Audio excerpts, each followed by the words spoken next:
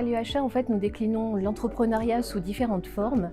La première est la proposition pour les étudiants de suivre une unité, un module d'enseignement et un module qui est un module de sensibilisation à l'entrepreneuriat. Et ça, dès leur arrivée à l'université, au niveau licence.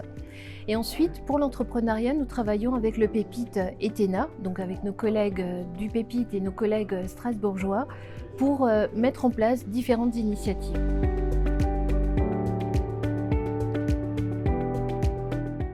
Donc au niveau de l'université, effectivement, l'entrepreneuriat rentre dans notre stratégie en matière de formation.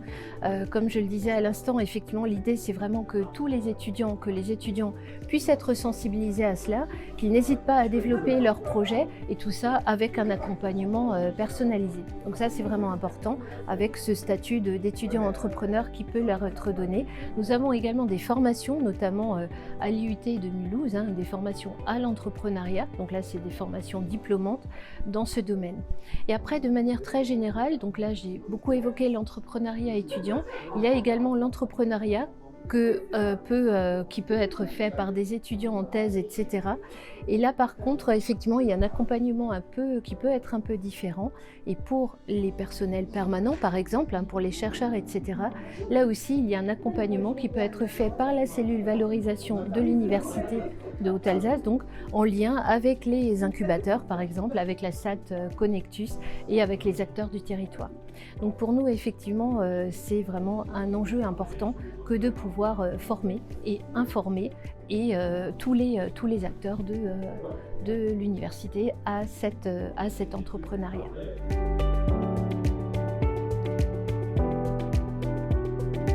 Alors moi je dirais que participer à un concours, c'est toujours un très gros challenge, c'est-à-dire ça n'est pas toujours facile évidemment, mais pour moi l'avantage en premier lieu c'est de se faire connaître, de tester effectivement pour partie, je dirais aussi de tester un petit peu la faisabilité d'un projet selon le degré de maturité du projet.